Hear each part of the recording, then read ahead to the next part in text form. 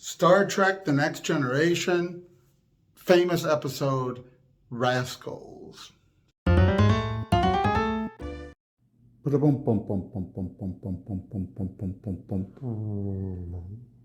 need to see him now. Now. Peace and long life. I have my mobile infantry shirt on. I didn't switch into something Trek. I'm in a militant mood. What can I say? Rascals, brief synopsis. 4 members of the Enterprise crew caught in a transporter malfunction. Well, there's a more detailed problem with a subspace field of some sort. The shuttle ends up being destroyed for the same reason their bodies regress. That's a whole complicated story to see in the episode.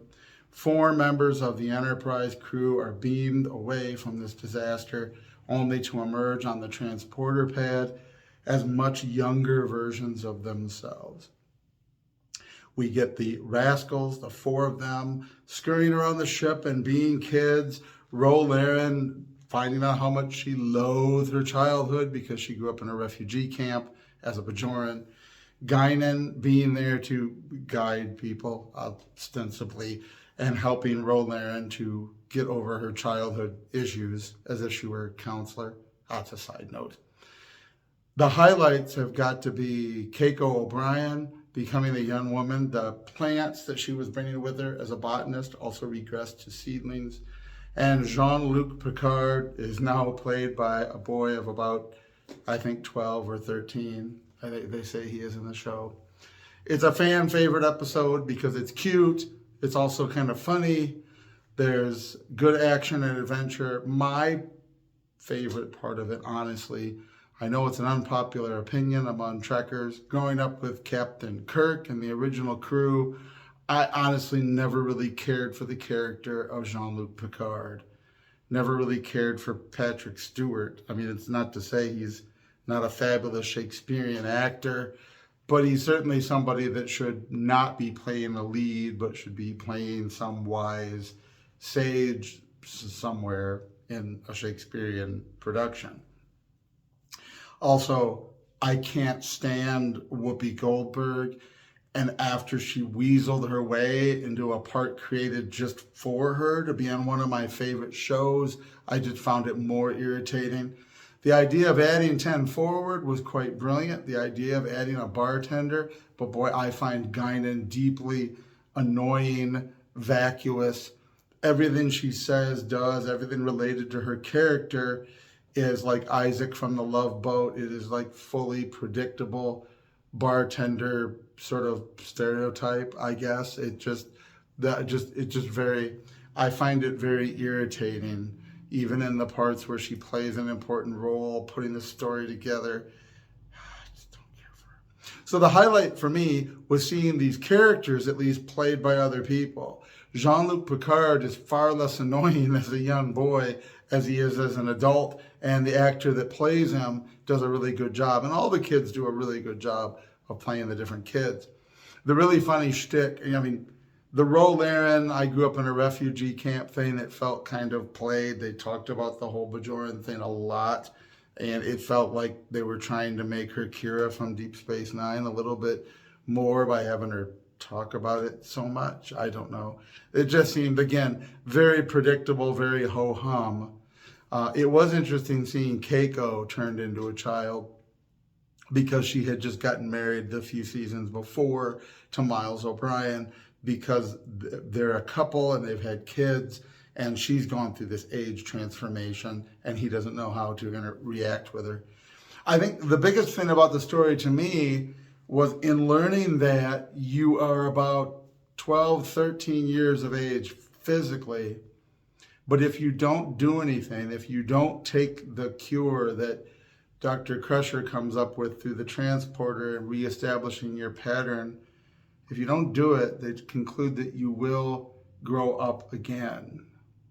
So by the time they get to the cure, we've concluded that there's no sign that anyone has decayed mentally. They've not lost their faculties, nor have they lost any of their memories. Their bodies have simply regressed to an earlier phase. The incomprehensible decision to get fixed, to have it cured, to be returned to your appropriate age. Now, I'm sure in a good Star Trek fashion, there's a little of that, Roddenberry optimism in there. Uhura said to Abe Lincoln all the way back in the original series, we've all learned to be delighted with exactly who we are. And there's certainly something to be said for that, and that's one of the great things about Star Trek. But giving up the opportunity to do it again, to be physically young, physically healthy, Picard, after he's restored to being Patrick Stewart, even rubs his bald head. There's sort of an amusing instant of, oh, well, I kind of liked the hair.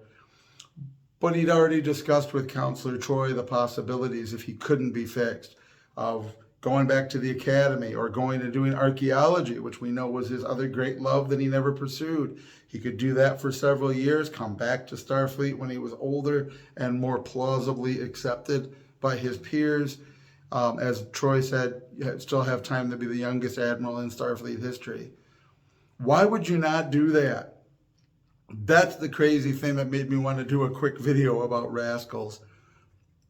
In every way, it is like perfect.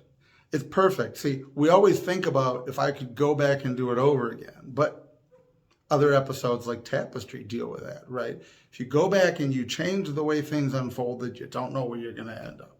I have a lot of things in my life. I wonder how they could have gone different, but I wouldn't want to go back and tug on those strings because you don't know where you're going to end up. But this episode, this situation, this is not about time travel. This is about their bodies have simply regressed. They simply got younger, healthier, newer bodies than they had before. With all the knowledge they have now, and they're not moving through time, their body just reverted to a younger state. So they get to start now living their life over again. Now there's going to be drawbacks.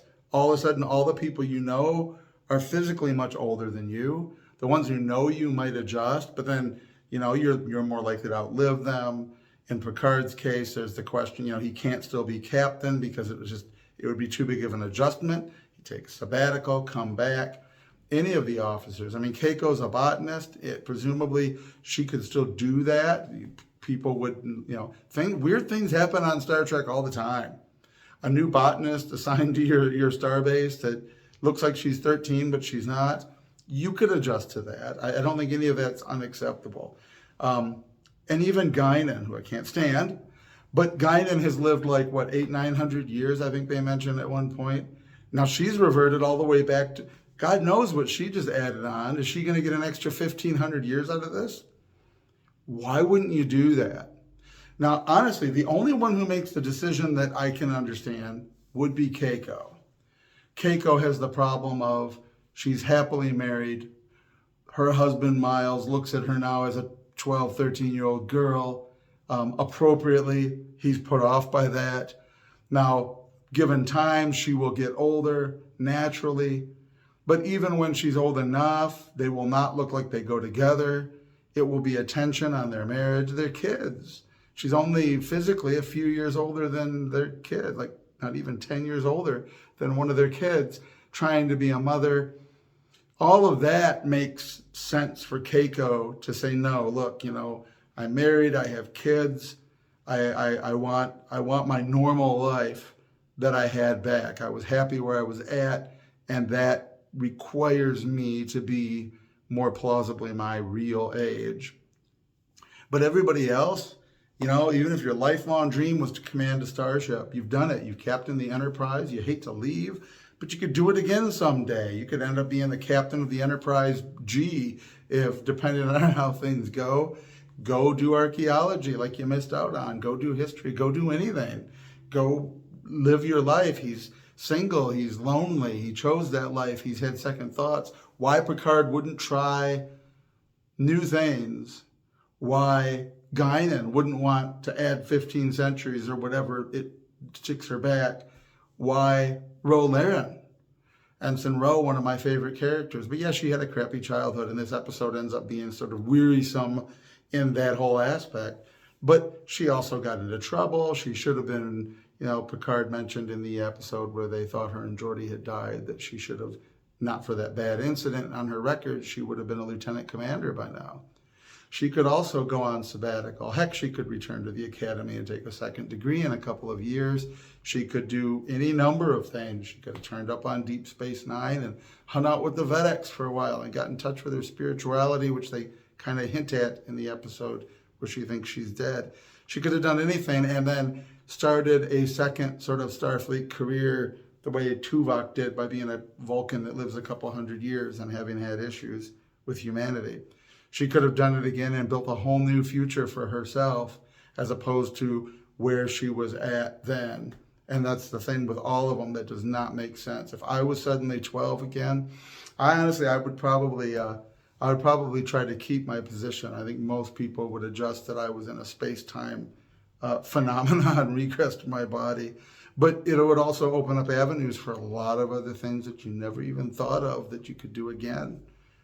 Why wouldn't you take it? Why wouldn't you be like, sure, I'll take those extra years and see what I do with them. They're not extra years tacked on the end where you're very sick or very weak. These are being bounced back to right on that beginning of puberty, which has its own downsides, but also pluses. Anyway, the episode Rascals, that's some of the philosophical questions raised by Rascals. What would you do? I would definitely, in my position in life, I'd keep the 12 or 13-year-old body and live those years over again. Do things differently health-wise, maybe. Or at least, if you don't stick to your resolution, at least you had those years over again. Anyway, Rascals, Star Trek The Next Generation. Go catch it. It's on Amazon Prime. Love it. Enjoy it. Peace and long life, and we'll see you next time. Let me know in the comments, what would you do?